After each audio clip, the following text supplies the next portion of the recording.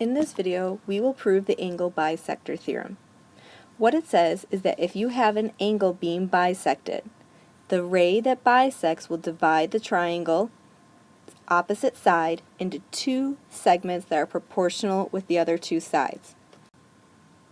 So the first thing we need to do is we need to create an auxiliary line that would be parallel to the ray BD doing the bisecting and through point A.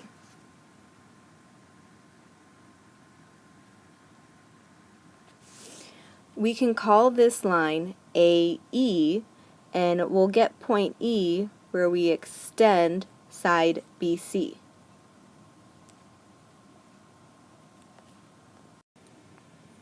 Notice this would create this typical shape, where again AE and BD would be parallel.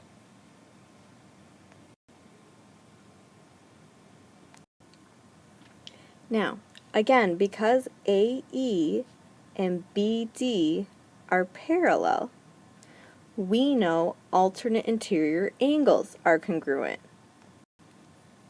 And so therefore, angle BAE and angle ABD would be congruent. We also know that angle CBD and angle BEA are congruent because of corresponding angles.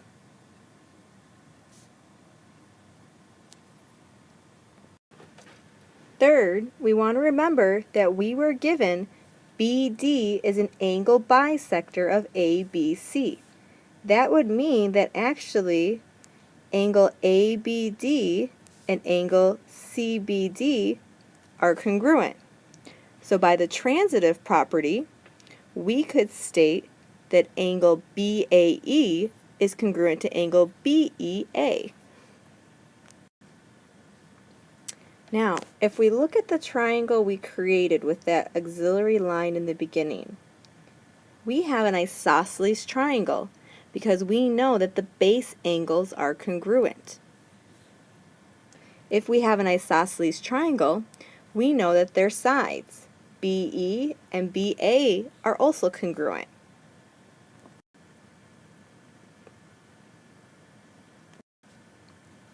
So again, we have BE and BA congruent because of the isosceles triangle.